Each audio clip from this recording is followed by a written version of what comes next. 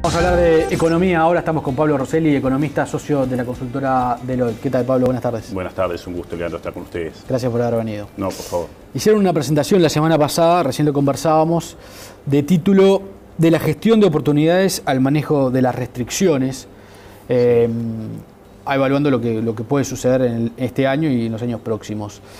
Juguemos con ese título. ¿Cómo evalúas tú la gestión de las oportunidades, para empezar? Claro, el título ese trata de jugar un poquito con el cambio en el balance entre oportunidades y restricciones que este nuevo gobierno está enfrentando en relación a los dos gobiernos anteriores. Por cierto que si uno se retrotrae 10 años atrás, sería una tontería decir que el gobierno en los últimos 10 años siempre las tuvo fáciles. Claro. Y que entonces era sencillo gobernar. 10 años atrás el país estaba saliendo de una crisis realmente tremenda, había muchas dificultades y había que conciliar, digamos, los objetivos de promover mejoras en áreas críticas con las posibilidades macroeconómicas que realmente había.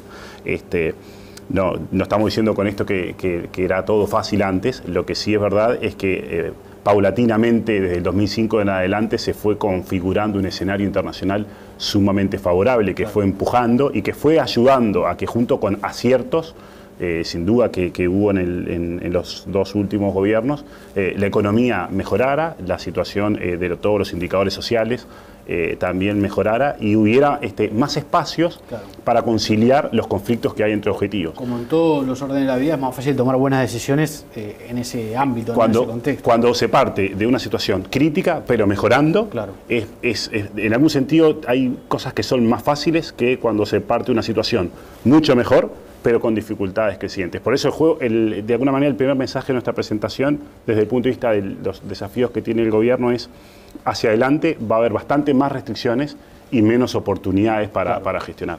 ¿Cómo se manejaron las oportunidades? Eso como eje, digamos. Que tú me preguntabas. ¿Qué fue lo que pasó en estos años? Yo creo que en términos generales hubo un conjunto de aciertos realmente importantes. El Uruguay mantuvo razonables equilibrios macroeconómicos por una buena parte, por lo menos, de todos esos últimos 10 años. Se implementaron algunas reformas importantes. La reforma tributaria fue una reforma importante que le dio un mejor balance de eficiencia y de equidad al sistema tributario. El país conservó buen clima de inversiones, se volvió cada vez más atractivo para recibir inversiones extranjeras. El Uruguay logró crecer con más equidad, logró crecer con una reducción de la pobreza sustancial, logró crecer con más institucionalidad para tener políticas públicas más eficaces. Pero también hubo cosas en el debe. Creo que de las cosas más importantes en el debe seguramente está, a esta altura ya es creo que un hecho totalmente aceptado por todo el mundo, que en la educación no ha habido los avances que acompañaron el mayor esfuerzo económico que sin duda había que hacer. No hubo en los últimos 5 años una estrategia clara en materia de desarrollo de infraestructuras. También hemos tenido muchas dificultades en nuestra estrategia de inserción internacional, la estrategia de profundización de las relaciones económicas con los países del Mercosur fracasó, no por falta de voluntad de Uruguay, sino porque la estrategia esa no va a andar, porque en la región no hay una vocación integradora, particularmente en Argentina, pero tampoco demasiado de Brasil. Y bueno, ahí hay puntos, digamos, que claramente quedaron en el debe. Claro. Y ahora Uruguay se enfrenta a un panorama distinto, como decís, administrar las restricciones. Empecemos por la región. Bueno, recesión en Argentina, recesión en Brasil. El contexto internacional tiene dos grandes determinantes, si uno quiere. A nivel de la región, está claro que enfrentamos una situación de recesión en nuestros dos vecinos. Es muy poco común en la historia del Uruguay que Uruguay pueda crecer sensiblemente más que sus dos vecinos a la vez. Esto está ocurriendo afortunadamente, pero no nos deberíamos descansar en los laureles, digamos. Debemos mirar con mucha preocupación que nuestros dos vecinos estén hoy en un contexto recesivo. Parece obvia la pregunta, pero ¿por qué? Por razones distintas. El segundo elemento que está influyendo, y ahora volvemos a la región, es que en el mundo se está observando una desaceleración de la demanda de commodities y una expansión muy fuerte de la oferta de alimentos en el mundo. Eso ha llevado a una caída de nuestros principales precios de exportación. Nos ha ayudado que ha bajado el petróleo también. pero aunque nuestros precios de exportación en promedio han bajado menos, Uruguay es un gran exportador de alimentos y materias primas agropecuarias, con lo cual en el balance estamos más o menos empatados, a pesar de que los precios de la carne todavía se mantienen en niveles altos, pero es bastante razonable pensar que en los próximos 2 años los precios de la carne van a estar acompañando esta tendencia a la baja del resto de los alimentos. Esta caída general de los precios de los alimentos también está afectando a la región. Lo otro que está ocurriendo a nivel mundial es un fortalecimiento del dólar. Eso tiene distintas implicaciones para Uruguay y para la región. Obviamente es un elemento que lleva a menores precios de las materias primas que nuestra región exporta. Y detrás de esto también hay un incipiente cambio de portafolios financieros donde después de muchos años de inversiones muy fuertes en los mercados emergentes, empieza a haber un paulatino rebalanceo de portafolios que para la región significa menos disponibilidad de capitales. Ese es el efecto común que tiene Argentina, Uruguay, Brasil. Luego está los aciertos relativos que por suerte hemos tenido en Uruguay y los desaciertos que han tenido nuestros vecinos, que entre sí también son diferentes. El modelo argentino, un modelo, digamos, con una expansión del gasto público en los últimos 7 años absolutamente insostenible, a niveles que hoy Argentina no puede financiar, y como no los puede financiar, esencialmente Argentina está atrapada en un escenario de estancamiento, tirando para la recesión como ocurre ahora, inflaciones elevadas y grandes distorsiones de precios relativos. Sí. Un escenario que puede cambiar con el nuevo gobierno, pero que va a ser muy difícil. Claro. Va a ser difícil porque va a haber que hacer ajustes severos. No está claro todavía cuál va a ser el resultado electoral, cuál va a ser la vocación política de ajustar. Menos claro está cuál va a ser la capacidad de quien gane de articular los acuerdos en el país para hacer ese ajuste. En Brasil, digamos, no tenemos una política económica con la magnitud de los errores que vimos en Argentina en los últimos 8 o 10 años, pero de todas maneras, en Brasil, digamos, la política económica de algún modo abusó de la expansión del gasto público, abusó de la expansión del crédito. Brasil quedó extremadamente caro, sufre mucho estando caro, sufre mucho la competencia de China, porque Brasil exporta materias primas, pero también tiene una base industrial sólida y ahí está sufriendo las consecuencias, y está también con una inflación alta. Entonces está bastante atrapado, digamos, en un dilema entre una política monetaria dura que no deja que el dólar en Brasil suba más. De todos modos, el dólar en Brasil en los últimos 3 años ha subido sensiblemente. Brasil está abaratándose en dólares, pero todavía, por lo menos por ahora, no le está alcanzando. Claro. Pongamos la visión en Uruguay nuevamente. Hay que hacer algunos deberes. Sí. La macroeconomía. Claro, necesita ajustes, decimos nosotros. Sí. El primer punto que nos parece relevante de desafío de política económica en este año es tratar de recomponer algunos equilibrios macroeconómicos que sienten las bases para un crecimiento sostenido, digamos, como tendencia de mediano plazo. ¿Cuáles serían esos? ¿Cuáles son esos ajustes? Permitime recapitular las señales del contexto internacional. Claro. Un dólar más fuerte en el mundo, quiere decir que el mundo se abarata en dólares. Precios más bajos de nuestras materias primas. Sí. Eso necesita que nosotros nos dice que tenemos que estar más baratos. Y una región que va a precisar estar más barata en dólares para salir adelante. Todo eso nos dice que Uruguay, que hoy está caro, cuando uno mira nuestros indicadores de competitividad bilateral con Argentina, con Brasil, con Estados Unidos, con Europa, inclusive con países con los cuales competimos, aunque no les vendemos, en la exportación de materias primas, como Australia y Nueva Zelanda, en todos los casos estamos caros. Y estamos muy caros en relación a Brasil. Estamos en niveles no tan distintos de los muy malos niveles que vimos entre el 99 y el 2002. Entonces, Uruguay necesita abaratarse en dólares. Es verdad que la economía uruguaya ha venido creciendo a un ritmo sostenido. El año pasado cerramos con un 3,5% de crecimiento, notoriamente mejor que la región, pero ese crecimiento, digamos, en parte se debe, digamos, o en parte ocurrió a expensas de ciertos deterioros en otros equilibrios macroeconómicos. Competitividad es uno, tenemos una inflación persistente, hoy salió el dato de inflación del mes de abril, y estamos de nuevo en una inflación, como preveíamos, de 8,2% en los últimos 12 meses, que si excluimos el efecto que ha tenido la política de contención de los precios administrados que ha llevado adelante el gobierno, el resto de los precios, lo que llamamos la inflación subyacente, en nuestra medición que tenemos en Deloitte está al 9,8%. Es decir, tenemos una inflación muy persistente. Estamos caros en dólares. El gobierno cerró el 14 con un déficit fiscal de 3,5 puntos del PBI, y los primeros datos de este año lo siguen mostrando arriba de 3 puntos del PBI. Eso quiere decir que el gobierno está gastando sensiblemente más de lo que recauda, y el país en su conjunto está gastando más de lo que produce, porque también tenemos un déficit importante en la cuenta corriente de más de 4 puntos del PBI. El país gasta más de lo que produce, el Estado gasta más de lo que recauda, nos sobra demanda interna, nos falta dinamismo exportador, estamos caros, tenemos inflación. Bueno, hay que tratar de corregir todos esos desequilibrios. Te hago dos preguntas en una. ¿Ves voluntad en el gobierno de corregir todos esos elementos?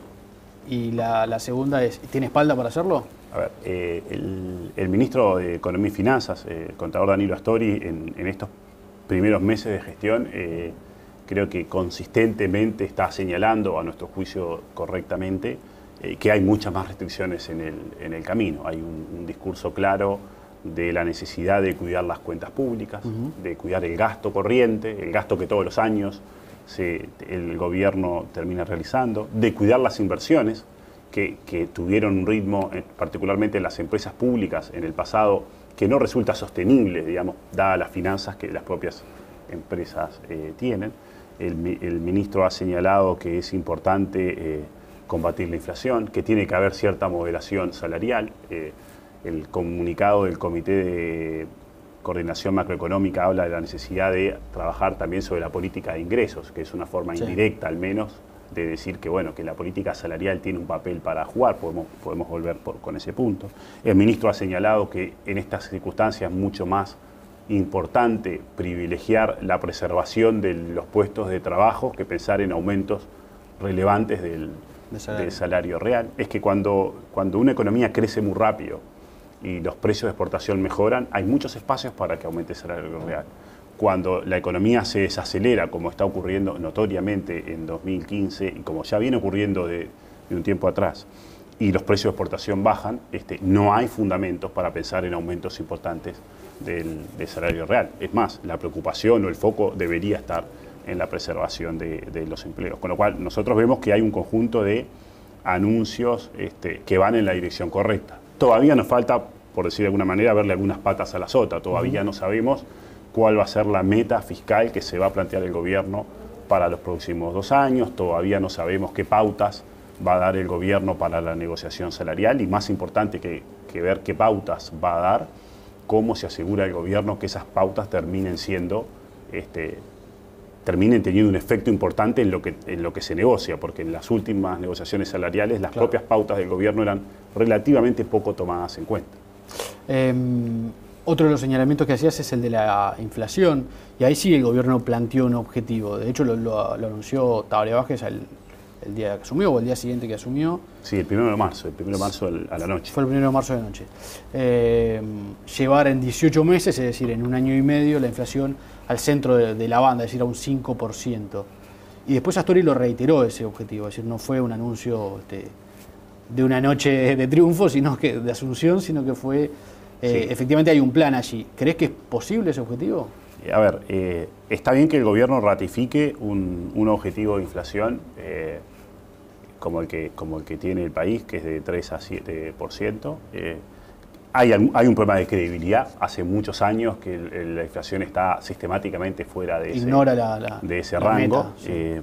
A nuestro juicio es muy difícil lograr que la inflación baje a niveles del 5% en un horizonte tan corto como 18 meses. ¿Por qué decimos esto? Primero porque la propia inercia inflacionaria que estamos viendo es firme, como decíamos recién, la inflación subyacente está cerca de 10% anual, el IPC en los últimos 12 meses subió 8,2% anual, y la verdad es que la política monetaria tiene un signo contractivo importante. Estamos con tasas de interés de más de 13% en términos nominales, que son tasas altas en términos reales. Lo que ha ocurrido es que mientras que el Banco Central mantiene desde mediados del 2013, hace ya 2 años, una política monetaria muy contractiva, la inflación no baja, en buena medida porque mientras la política monetaria fue contractiva se encontró con una política fiscal muy expansiva. Era el ciclo electoral típico que vemos en casi todos los episodios electorales de la historia del Uruguay, con una expansión muy grande de la inversión y del gasto público en los últimos 2 años. Eso generaba condiciones de demanda interna que impedían una reducción de la inflación, porque estamos con aumentos de salarios que son altos, tenemos una indexación de salarios a la inflación que determina que inclusive un aumento de salario real moderado en algún sector arranca con toda la inflación pasada, con lo cual estamos con aumentos nominales de salarios altos. Y se ha agregado en el último año una tendencia al alza del dólar que a nuestro juicio se va a mantener. En el pasado teníamos la inflación arriba del rango meta con un dólar estable o a la baja. Ahora que el dólar tiene una tendencia, a nuestro juicio, bastante inequívoca al alza, es un factor más de presión inflacionaria. Claro. Aunque la economía se desacelera, el resultado final es que la inflación sigue siendo persistente. Entonces, por un lado nos parece poco probable que se logre una reducción hasta 5% en un horizonte tan corto como 18 meses. Lo segundo es que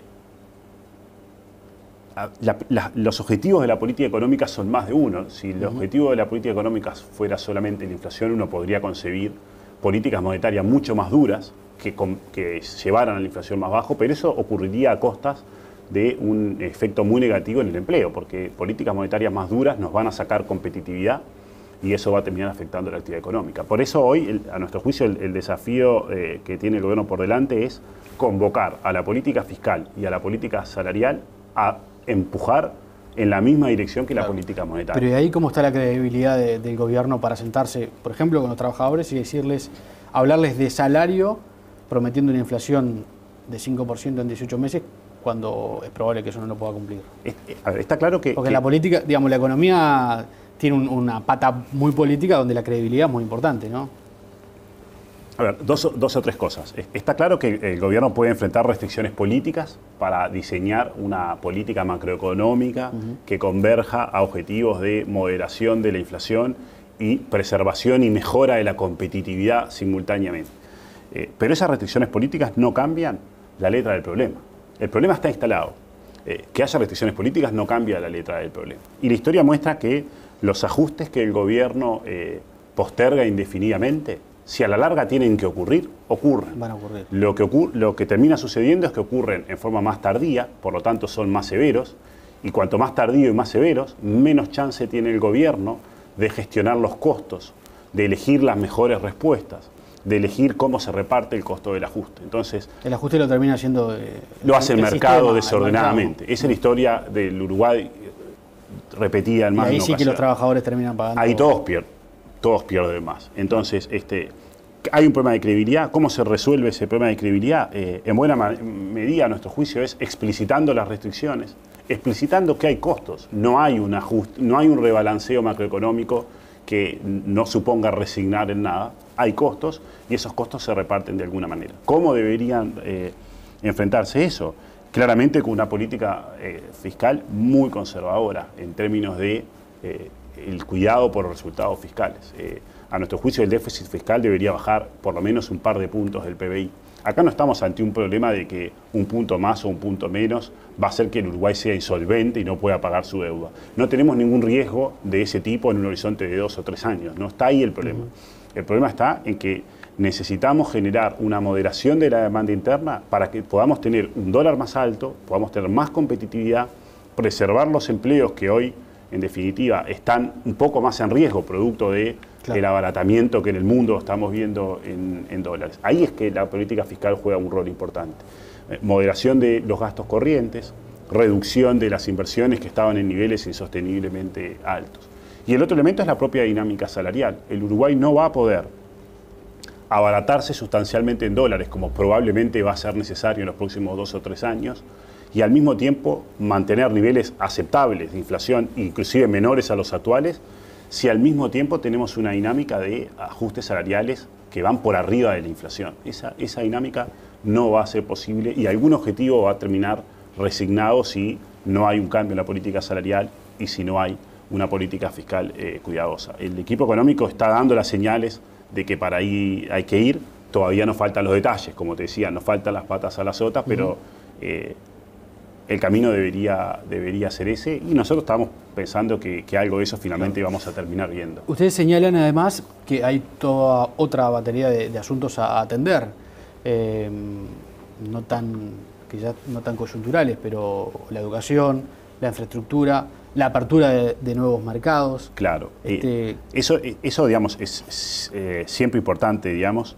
A ver, a mí me gusta una frase que dice que la buena macroeconomía no sustituye a la buena microeconomía y la buena microeconomía no sustituye a la buena macroeconomía. Las dos cosas son necesarias. Primer desafío, recomponer equilibrios macroeconómicos perdidos. Claro. Esto de una política fiscal, por lo menos por un par de años, muy juiciosa, una moderación de los salarios, es necesario para recomponer esos equilibrios. Y tiene un costo. La economía puede desacelerarse todavía más de lo que lo hemos visto y nosotros pensamos que es probable que los próximos 2 o 3 años, en 2015 el PBI va a estar creciendo en torno del 2,5%, nos parece, con algún riesgo de que los números sean algo peores, producto de estas dificultades de competitividad que estamos viendo, pero es probable que también en 2016, quizás en 2017, veamos crecimientos del orden del 2%. No sería algo grave, crecimientos de 2 o algo menos de 2, no sería grave después de una década de expansión, pero es necesario, digamos, aceptar cierta moderación de la actividad económica para generar bases a un crecimiento más sostenido a largo plazo. Lo otro es que además de esa mejor macroeconomía, tenemos que tener una buena microeconomía. ¿Y por qué esto es importante siempre? Pero es mucho más importante cuando uno ve que si pensamos en el crecimiento de los últimos 10 años, la economía creció más de 5% promedio anual. Hubo como 2 puntos de crecimiento anual que era por creación de empleo. En Uruguay teníamos mucha gente que no trabajaba y por suerte la hemos puesto a trabajar. Pero como en Uruguay la población crece muy poquito, ese motor de generar actividad económica porque hay más gente trabajando es un motor que no se apagó, pero que anda despacito. Entonces el crecimiento, digamos, va a venir por la inversión y por la productividad. Y ahí tenemos que apuntar a las inversiones en infraestructura. Y me dirás, bueno, pero hay restricciones fiscales. Claramente hay restricciones fiscales. El ministro de Transporte dijo el otro día que son los privados los que tienen que... Es necesario lograr una mayor participación del sector privado en las inversiones en infraestructura.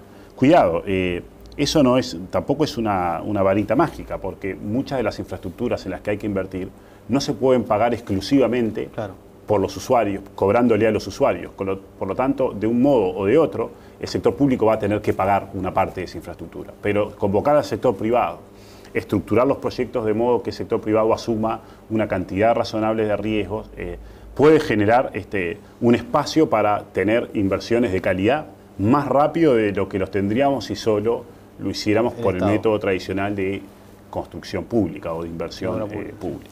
Necesitamos tener una economía más abierta al mundo. A mí me gustaría hacer un paréntesis breve.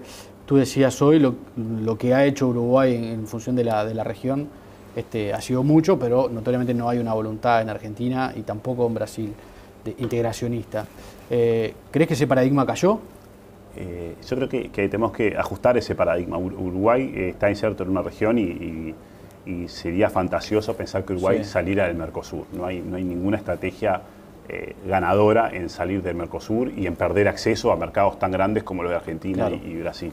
Lo que tenemos que lograr es que tener un espacio para un camino propio, donde Uruguay pueda estar en otros foros, pueda participar de otros acuerdos que abran mercados, tanto en bienes como en servicios. ¿Pero hay un convencimiento sobre eso? Las primeras señales que ha dado el canciller Nino Noboa creo que van en esa, claramente van en esa dirección. Pero Pichi Dentesa sacó la gente a la calle el otro día en contra del TISA, como un nuevo enemigo.